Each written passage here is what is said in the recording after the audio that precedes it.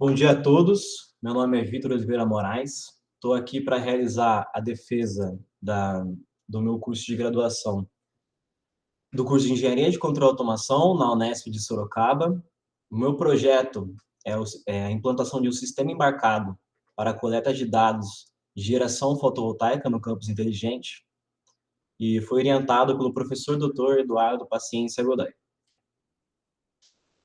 A agenda que temos hoje, ela vai contar com os tópicos de contexto, objetivo, referencial teórico, abordagem, desenvolvimento, resultados e, por fim, trabalhos futuros. Em relação ao contexto, a gente tem aqui uma estimativa de crescimento de dispositivos conectados à internet feita pela Cisco. Ela aborda os períodos de 2018 a 2023 e a gente consegue realizar algumas conclusões em cima disso, né? Do ano de 2018 até o ano 2023, a quantidade de dispositivos conectados à internet aumentou de 5,1 bilhões para 5,7 bilhões, resultando no aumento de 0,6 bilhões de dispositivos. De forma análoga, a quantidade de dispositivos M2M, machine to machine, aumentou de 33% para 50%. Dá para observar aqui pelo gráfico, na seção azul, que esse aumento é de aproximadamente 14,6 bilhões de dispositivos conectados, né? Esse tipo de contexto corrobora para a aplicação de sistemas de tomada de decisão baseado em dados. Tendo isso em mente, a gente tem um contexto onde hoje é implementado dispositivos em situações diferentes, colaborando para ambientes e melhora em processos vigentes na comunidade. Como, por exemplo, a gente tem a saúde, onde a gente vai ter aplicações de cartões RFID, otimizações de processos, equipamento médico para operação inteligente, né? A gente também tem um contexto pessoal, social, da vivência humana, né? A gente vai ter dispositivos que conversam com smartphones, sensores que sinalizam quando acidentes meteorológicos estão acontecendo, né? Um deslizamento, por exemplo, né? Isso também está sendo impactado. E os ambientes inteligentes em si. Sistemas fechados, que a gente vai ter vários dispositivos que conseguem gerir e responder a diferentes situações. Como divisão de ambientes inteligentes, a gente tem as cidades inteligentes, ou Smart Cities, e as casas inteligentes, ou Smart Homes. Nas cidades inteligentes, a gente vai ter sistemas de previsão meteorológica, de iluminação inteligente, de controle de energia e etc. Nas casas inteligentes, a gente tem os assistentes pessoais, ligar e desligar uma luz, ligar o ar-condicionado quando está calor, ver se o fogão está ligado ou não, esse tipo de coisa. Além dessas áreas que eu destaquei aqui, é claro que em outras várias áreas a gente tem melhora com a decorrência desses ambientes mais integrados com dispositivos, né? Tem influência na indústria, na agricultura, com sistemas de irrigação e controle de pestes, na saúde também, como foi citado, entre outros, né? Essa dinâmica, ela funciona muito como perguntas e respostas, há um monitoramento, e aí a gente tem respostas a condições específicas desse monitoramento, né? E vem avançando bastante, exponencialmente, nos últimos anos. Esse tipo de contexto, ele colabora muito para a aplicação utilizando sistemas embarcados e IoT, né, que eu vou explicar mais depois no referencial teórico. Em outra divisão que a gente tem, né, desses ambientes inteligentes, a gente tem o Smart Campus, né, que ele colabora com o ambiente acadêmico. Como um exemplo aqui perto da gente, né, a gente tem a Unicamp. Lá eles têm um site que a gente consegue acessar, que tem vários projetos de Smart Campus, né, para poderem ser entendidos, né, eles são apresentados lá. Trouxe como exemplo aqui para a gente o monitoramento do estacionamento, que é baseado num projeto onde tem câmeras que identificam quais vagas em dois estacionamentos, né, dois bolsões, estão preenchidos ou não, né, isso dá para fazer uma identificação contínua e diária, e você vai ter que realizar uma análise em cima. E a gente também tem uma aplicação de monitoramento de fila dos restaurantes, né? Ela utiliza a câmera e um conceito de machine learning, aprendizado de máquina, né? Dá para ver aqui na imagem que a própria câmera consegue identificar o que é uma pessoa, o que é uma mochila, né? E outros tipos de itens aqui, né? Outros tipos de elementos. Um ponto legal também da segunda aplicação é que ela está disponível no GitHub, né? E essas duas conseguem exemplificar bem a tendência natural das implantações IoT, né? De internet das coisas. O foco disso continua sendo na melhora da vivência da comunidade, né? Na melhora dos indivíduos, das pessoas que estão lá contidas. Em relação ao objetivo do nosso trabalho, né, levando em consideração esse contexto aplicado, nós buscamos realizar uma aquisição flexível, escalável e segura das informações presentes num sistema de geração fotovoltaica, ou seja, numa placa solar que está conectada por um inversor na rede elétrica do Smart Campus da Unesp Sorocaba. Além disso, né, além de ter esse objetivo, a gente usou o meio da implantação de um sistema embarcado para realizar essas aquisições de dados, fixado no inversor, que é a máquina que está entre a placa e o sistema elétrico. E a comunicação ela vai ser feita com um trabalho já desenvolvido por outro aluno, Matheus Proenza, que está com a arquitetura toda montada para a gente, né? Vai ser um crescimento colaborativo nesse sentido. Além disso, após a publicação, o objetivo do trabalho também é fazer a criação de interfaces web interativas para as visualizações dessas informações coletadas. Então, depois de ter adquirido elas, a gente vai consumi-las para criar algumas visualizações, alguns painéis, considerando os dados de interesse do sistema para a comunidade acadêmica. Para aprofundar mais um pouco no conceito, né, para a gente ter um entendimento geral do que é o projeto, a gente pode abordar alguns conceitos teóricos. Inicialmente, internet das coisas e o próprio Smart Campus, né, o campus inteligente, vou revisitar ele. Internet das coisas, ela pode ser comparada, ela pode ser descrita análoga à internet das pessoas. Enquanto na internet das pessoas a gente tem trocas de informação de indivíduo a indivíduo, indivíduo a servidor, na internet das coisas são os dispositivos, são as coisas que trocam informação. Então a gente vai ter um celular que conversa com um computador, como exemplo bem simples assim. Mas também podemos ter um sistema embarcado que já conversa com o sistema de computação em nuvem, já faz um processamento, já toma algumas decisões em cima disso, né? A internet das coisas está muito atrelada a isso, a tecnologias com baixo consumo de energia. E já em relação ao Smart Campus, eu acho que dá para a gente ter um cenário bacana se a gente comparar ele com um campus digital, né? Diferente do campus digital, o Smart Campus tem algumas peculiaridades, né? Quando a gente pensa em um campus digital, peguei essa tabela aqui do trabalho do Matheus, a gente está pensando bastante numa rede local e uma internet na questão do ambiente técnico. Quando a gente vai para o Smart Campus, já são implementações de IoT, internet das coisas, armazenamento em nuvem, rede sem fio e internet móvel, né? É um pouco mais integrado, um pouco mais moderno nesse sentido.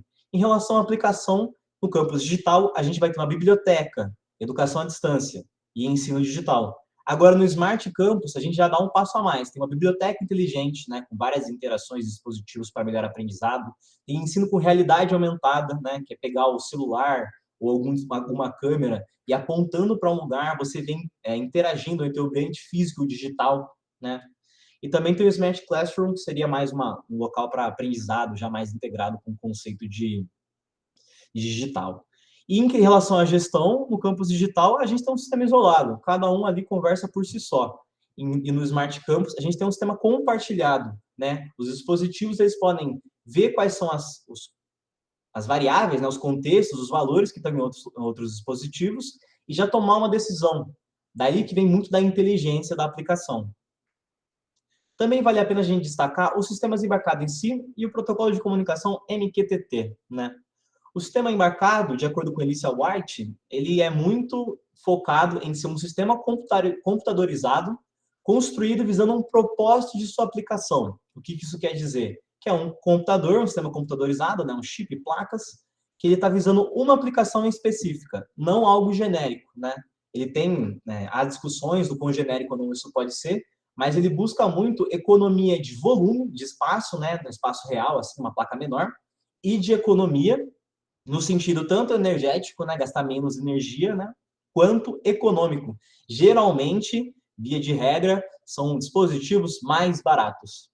Eles estão presentes em vários locais, como foi citado. Estão presentes em hospitais, né, com os dispositivos de identificação e de operação, em carros, né, quando o carro bate, ele avisa já a central que aconteceu um acidente, né, um sistema embarcado, em lâmpadas inteligentes, né, que a gente consegue controlar pelos nossos dispositivos de celular, em foguetes para o espaço, etc., né, pela sua economia. Em relação ao protocolo MQTT, vale a pena destacar ele, porque ele é um protocolo que colabora muito com a aplicação de sistemas embarcados e de internet das coisas, né?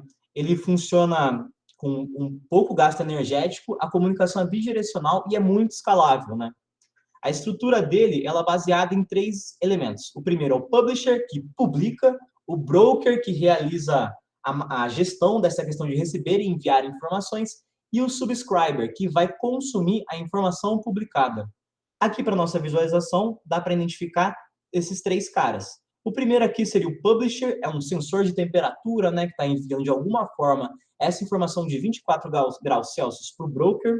O broker aqui vai conseguir gerir, pô, esse cara pediu primeiro, então eu vou responder para ele primeiro. Esse cara aqui é mais prioritário e tal. Ele vai realizar isso no seu funcionamento e ele vai realizar a interface com os clients aqui, que são os subscribers. No caso aqui a gente tem como, por exemplo, um smartphone, um celular e um servidor, né? Um sistema de back-end de programação que vai armazenar esses dados. Agora um pouco da abordagem que a gente realizou. Os elementos que foram abordados foram basicamente o inversor, que estava acoplado tanto à placa quanto à rede elétrica. O inversor é esse aqui do canto superior direito. Ele é um Huawei Sun 2020 KTL-MO. Cada informação disso aqui é uma parte da especificação desse cara. Ele está conectado com as placas solares do bloco D da Unesp Sorocaba, que são essas aqui, ó, dessa foto, inferior direita. Algumas características desse inversor, né, para contextualização, a máxima tensão de entrada dele, né, que vem das placas solares do tipo DC, é 1080 volts. A máxima corrente de entrada dele, que também é contínua, vem de 22 amperes. A potência de saída nominal dele é 20 kVA, podendo ser de 50 a 60 Hz, dependendo da configuração. A temperatura de operação é de menos 25 graus Celsius até 60 graus Celsius. Ele possui duas comunicações já de fábrica. Uma que é um cabo de conexão, que é esse cara aqui, ó, esse carinha bem aqui onde eu estou passando o meu mouse, e o outro é WLAN por um dongle inserido, né, que você consegue colocar numa entrada USB aqui e a gente pode utilizar à distância. Em relação à abordagem também, a gente analisou o que já estava lá primeiro, né, como um bom projeto, vamos identificar como o sistema é em si e depois vai fazer o projeto para poder abordá-lo. Ele já estava com o cabo de comunicação ligado, né? É um cabo adaptado, de um lado ele é como esse aqui na figura superior direita, ele tem várias pinagens, e ele estava adaptado para sair com um cabo de rede, um RJ45, né? Um famoso cabo de internet. Ele estava conectado num logger da CPFL, e é importante a gente não, para o projeto era muito importante a gente não interferir nesse cara. Mas os dados que estavam sendo levados até lá, eles não eram acessíveis para a aplicação do Smart Campus e não poderiam ser publicados diretamente para a arquitetura desenvolvida no trabalho do Matheus. Também, fazendo leitura de materiais, manuais e fóruns de comunidade, a gente identificou que o inversor tinha capacidade de enviar 264 informações para o leitor aqui que estiver conectado, né? E essas informações, elas abrangem placa, né, a placa solar, o inversor em si e um pouco da rede elétrica também. A gente pegou daí esse cabo para identificar como estava conectado, a gente realizou alguns testes, né, de continuidade de linha e viu que os pinos utilizados eram só dois, de todos esses, né, dos 16, que era o pino 1 e o pino 3, né, com a função diferencial mais de RS485 e a função menos de RS485. Depois de entrar no aplicativo de celular, descobrir a senha, comunicação, etc., para ver como estava configurado, viu que era o protocolo Modbus e que estava tudo certo, bound rate, etc., né, que a gente poderia utilizar. E aí, destacando um pouco mais, né, a gente realizou uma exploração também em cima do logger da CPFL e a gente conseguiu acesso para descobrir quando essas informações eram recebidas. E elas eram exatamente nas minutagens redondas, né, minutagens múltiplas de 10, né, e etc., durante o período solar. Então, ele recebe dados, por exemplo, 1 da tarde, 1h10, 1h20, 1h30 e assim vai, assim em diante. Aqui do lado a gente tem um diagraminha, né, do sistema como se, né, com a aplicação, vem da placa solar, vai para o inversor, agora a gente vai implementar um sistema embarcado que vai enviar para o servidor e também vai atuar na montagem dos painéis. Então, a atuação vai ser bem nessa parte verde e nessa parte cinza. Em relação ao desenvolvimento, a gente bolou em cima como poderia ter sido feito, né, o consumo sem atrapalhar a comunicação. Felizmente, o Modbus ele trabalha com mestre-escravo, ele pergunta e ele responde. Então, se eu não perguntar ao mesmo tempo, a gente consegue trabalhar simultaneamente. Para realizar isso, a lista de materiais foi uma Raspberry Pi Zero 2W. A gente optou ela porque ela não era o mínimo para o funcional, mas já era o suficiente para não ter nenhum tipo de problema e ainda assim relativamente barato perante o mercado. A gente também pegou uma fonte de alimentação para ela, um cartão de memória, onde vai ficar o código em si, uma case para proteção, um adaptador para a gente conseguir conectar, um módulo conversor para realizar essa leitura do Modbus, um cabo de rede para realizar a conexão e um conector extensor duplicador. Aqui na imagem a gente consegue ver o inversor está aqui, o cabo de conexão, vem para o cabo de internet, aí tem esse conector extensor duplicador RJ45, e aí um vai para o logger e o outro foi direto para o conversor e depois para o Raspberry Pi, né? O principal, não impedir o funcionamento do logger e enviar as informações que a gente quer para a arquitetura desenvolvida. Para o desenvolvimento do software em si, a gente tentou abordar tecnologias modernas que possibilitassem aquilo que era o foco: estabilidade, flexibilidade e escalabilidade. As tecnologias foram Linux, Docker, VS Code, Python e Git. Linux, um sistema operacional open source, ou seja, não precisa pagar para ter, extremamente leve e customizável, colaborou bastante para o desenvolvimento do código dentro da Raspberry Pi, a placa escolhida. O Docker, que pega os códigos desenvolvidos e modulariza, coloca eles em containers para gerenciamento de logs e do versionamento dos pacotes. Ele é muito bom para depois replicar essa aplicação em outros lugares, né? O VS Code, que é uma IDE, uma interface de desenvolvimento, onde a gente pode fazer o desenvolvimento dos códigos e aproveitar de extensões para poder fazer da melhor forma possível e refatorar bastante, né, com os focos. O Python, que é uma linguagem moderna, de alto nível, de fácil entendimento, né, intuitiva e adaptável. Tem muita biblioteca para Python que dá para aproveitar. E o Git para versionamento, que foi muito importante durante o desenvolvimento, para a gente passar uma nova versão do código, ver se funciona, voltar a versão, ver o que foi alterado, ter todo o histórico de tudo que eu fiz ao longo disso. Aqui na imagem, a gente tem um diagrama de blocos, que contém as rotinas do código e os principais momentos que ele passa. Ele começa a rodar, pelo Docker a gente consegue, toda vez que desligar e ligar, já começa rodando o código em seguida. Ele espera daí até o momento definido para que não coincida com o que o logger da CPFL está fazendo, né? Isso é uma função desenvolvida por mim. Ele realiza a obtenção de listas dos dados que nos interessam. Não são todos os dados dos 264 que a gente está pegando, porque vai popular o banco de informações que não necessariamente são inteligentes para a gente. Rolou um censo entre a comunidade, a gente selecionou quais a gente achou mais interessante para colocar aqui. Lá, a gente tem tanto variáveis, né, campos, calculados imediatamente por sensores do inversor, quanto calculadas em si, né, que eles vão pegar dois valores e fazer um cálculo simples em cima. Então, pegou os dados que a gente quer, a gente entra num loop aqui, né, num ciclo. Faz uma requisição de uma informação. Se somos 15, por exemplo, vai ser a primeira. Aí pega essa uma informação e ela formata em JSON, que é um arquivo de comunicação de JavaScript muito utilizado para publicar. No caso, para arquitetura, ele recebe JSON, mas serializado. É uma estruturazinha e depois ela vira um texto. Ela vira uma palavra gigantesca, toda uma string só, né? Uma string em termos técnicos. Realiza o envio para o servidor, né? Pelo MQTT, no tópico definido. E aí depois ele vê, ó, tem mais algum elemento? No caso, você tem que fazer um loop que são várias vezes em um instante de tempo, né? Dezenas de vezes em 1 milésimo de segundo.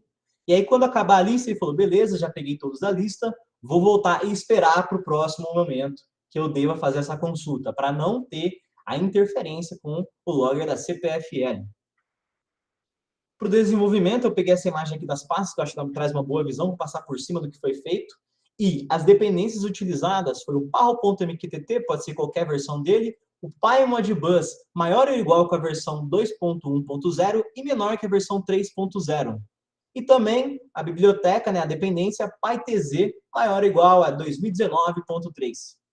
Aqui no documento a gente consegue ver como que foi estruturado em questão de tecnologia. Vou passar brevemente por cima. A gente tem dentro da pasta source os arquivos que são da própria aplicação. Todos esses aqui até main.py. E aqui fora são os de configuração para ela poder rodar.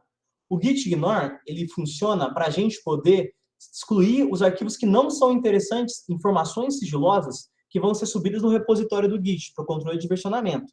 Então, eu não quero passar senha e usuário, eu não quero passar o IP e a porta. Né? Essas informações não são interessantes estarem salvas no repositório. Aqui o Docker Compose, ele vai pegar e vai criar variáveis de ambiente. Então, a gente utilizou o Docker para poder colocar parâmetros, deixar ao máximo parametrizado do que faz sentido para essa aplicação, mas que pode mudar para fazer sentido em outra aplicação. Exemplos disso foi qual que é a porta do dispositivo que está conectado, qual que é a porta, no caso, que está sendo recebido os dados, né? A porta IP de envio também pode ser alterada, as credenciais, o tipo de funcionamento, porque também tem um desenvolvimento nesse sentido que eu já vou abordar. Então, tudo está parametrizado aqui, pode ser configurado direto nesse cara. Então, se fizer uma alteração no código em um só e quiser passar para todos, não vai mudar o que realmente importa para o funcionamento customizado individual de cada um. O Dockerfile vai montar esses pacotes aqui, as dependências, de acordo com o Docker, né? Ele vai consultar o requirements.txt, e esse README é para consulta sua documentação lá no Git.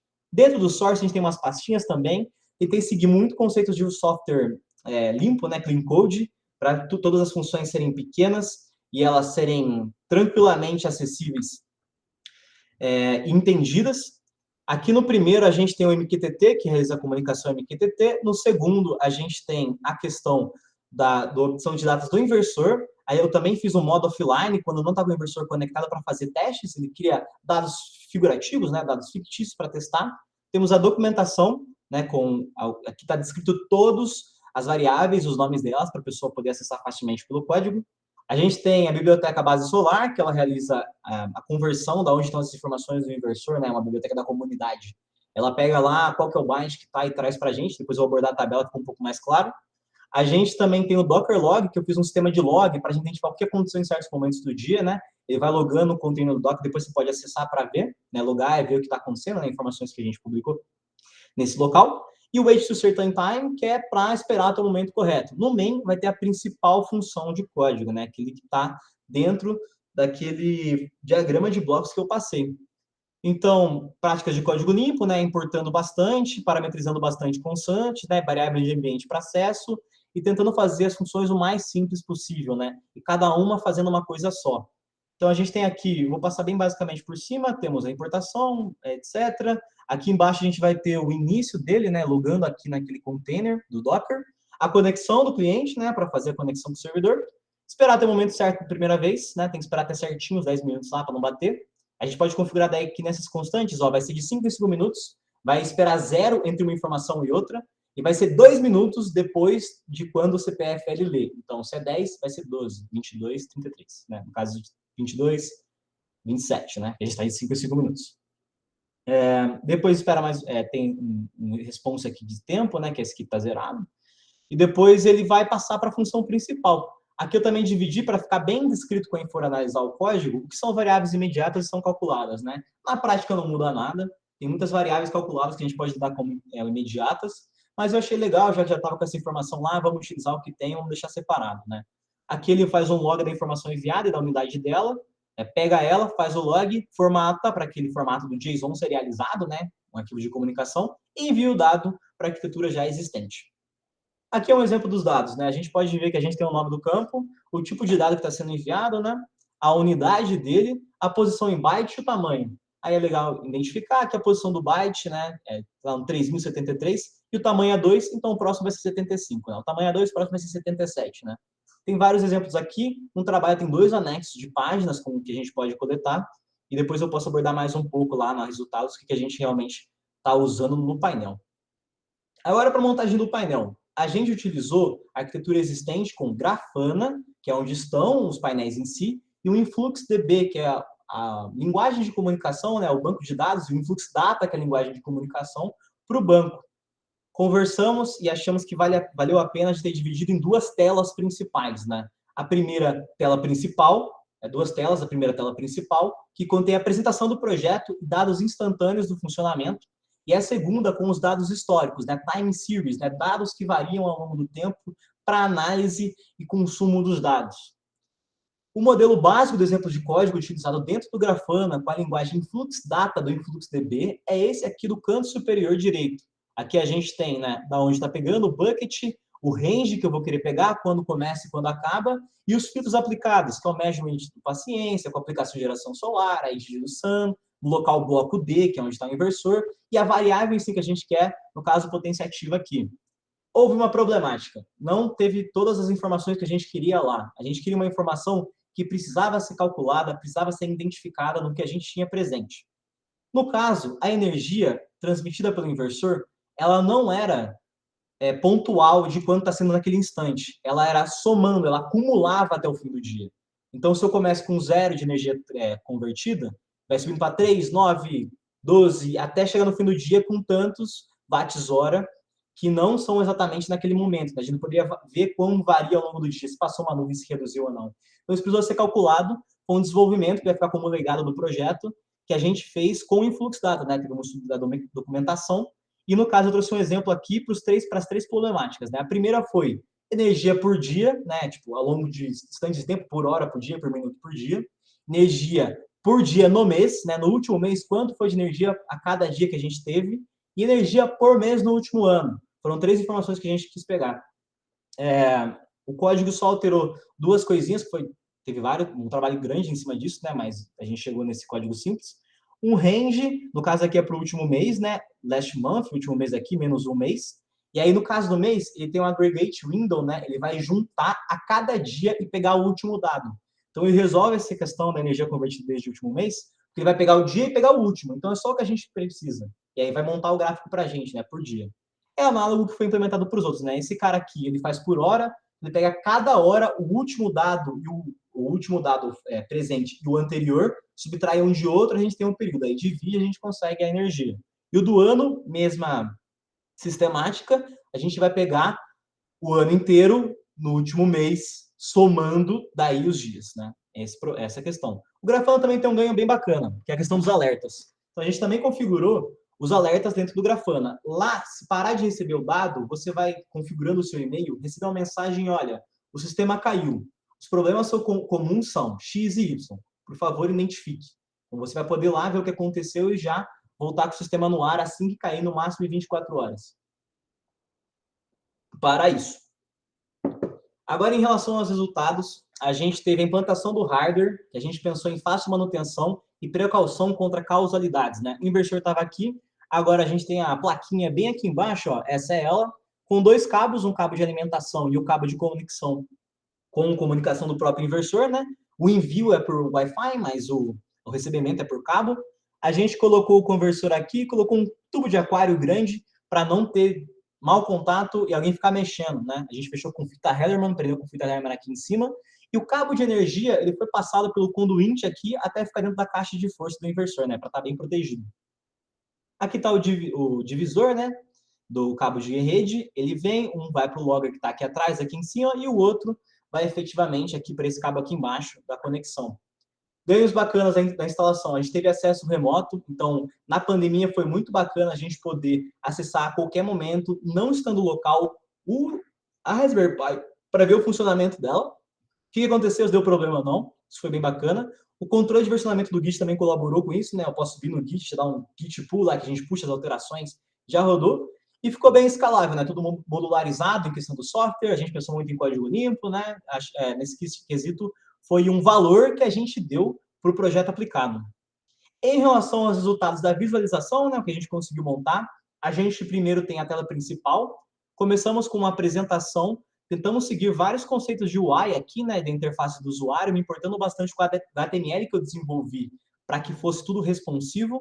Temos o botão que volta ao principal, o ícone do gás, a explicação, né, um diagramazinho para a localização do usuário. Aqui em foto uma foto da placa solar, né, é sempre bom. E aqui a gente vai ter já os dados, né? A gente realizou aquelas transformações para pegar o acumulado de energia no último dia, o acumulado no último mês, o acumulado no último ano. E aqui embaixo também colocamos uma seção com o momento do último recebimento do dado. É bem importante para a pessoa ter uma visão do que é instantâneo, o que está sendo agora, e o que já passou um tempinho já, né? Que tem todo o dado. Aí, mais para baixo, na primeira página ainda, a gente vai ter uns big numbers, né? Uns grandes números aqui. A gente vai ter a eficiência. Ela varia durante o dia, né? Começa mais baixa até o servidor, até o inversor conseguir estabilizar, né? É um gráfico do tipo Gauge, né? Como se fosse um velocímetro. Ele aumenta e sobe assim e muda as cores, né? Colorações. Também colocamos potência ativa, potência reativa e a temperatura interna presente no inversor. Além de um botão que direciona o usuário para a segunda tela, que é a tela de histórico. Nela, a gente tem aquelas visões de energia hoje por período de tempo, né? Por exemplo, aqui a gente consegue identificar que no começo estava sol, passou uma nuvem, depois estava sol bastante ao longo do meio-dia, né? Onde tem maior conversão eletrofotovoltaica, fotovoltaica, e aqui depois choveu, passou uma nuvem, alguma coisa que fez cair, voltou a subir no fim da tarde e finalizou o dia, né? Quando o sol se pôs. Aqui embaixo a gente tem a variação de energia convertida ao longo do dia no último mês, e mais abaixo a gente vai ter a variação de energia coletada por mês no último ano, né? Tem esse gráfico aqui também. Elas estão setadas para estarem fixas, né? Aqui em cima você consegue o próprio usuário editar os períodos de tempo. Nesse caso, precisa ser fixo pela transformação que a gente fez. Mas, abaixo, o cara pode vir aqui em cima e modificar. Ele vai ter também um gráfico que vai poder plotar para ele essa variação ao longo dos dias, né? Então, quero um período de 7 dias ou 2 horas apenas. Muda lá em cima na página e aí aqui já vai refletir. Então, aqui também tem um reflexo da energia acumulada. E eu também coloquei algumas variáveis elétricas. A tensão, a corrente na rede, né? Aqui a gente pode tirar uma e colocar outra também, clicando nas cores dela, né? Dá para identificar, colocar o mouse em cima para ver o valor fixo, né? O valor escalar medido. A gente também tem a potência ativa e a potência reativa, funcionam da mesma forma. E aqui no fim, a gente vai ter os gráficos de temperatura interna, né? Que varia ao longo do dia, e eficiência, né? Foram dois que a gente puxou.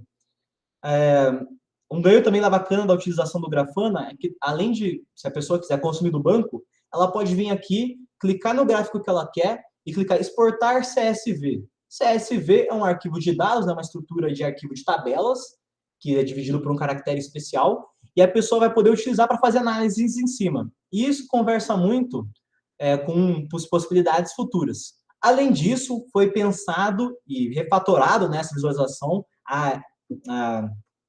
ao cansaço, né, bastante vez, para a gente conseguir ter uma responsividade de tela também em dispositivos mobile, né? Eu me importei bastante com isso aqui, porque ao longo do tempo eu sinto essa tendência das pessoas usarem mais celular do que o computador em si, né? Os celulares estão avançando bastante, os dispositivos mobile. Então, essa responsividade, né, essa interatividade aqui sendo mantida de uma forma legal, foi um ganho também bacana do projeto. A gente se importou bastante com isso e, nesse sentido, conversou bastante. A questão do CSV, ela também conversa com os trabalhos futuros, né? Eu indicaria como trabalhos futuros desse projeto 2 pontos. Primeiramente, realizar uma aplicação de estatística, ciência de dados, né, data science, ou alguma análise em cima dos dados que estão sendo coletados. Dá para editar, dá para pegar mais dado, dá para pegar menos dado, então isso é bem bacana para explorar esse tipo de coisa. Eventualmente também pegar esses dados e passar para um repositório onde pode ser explorado pela comunidade científica acadêmica. E também aproveitar todo o trabalho feito em questão de software e hardware, buscando escalabilidade e flexibilidade, para outros projetos que tenham uma situação análoga ao inversor que foi encontrado, né? Seriam basicamente essas duas aplicações. Obrigado pela atenção, pessoal.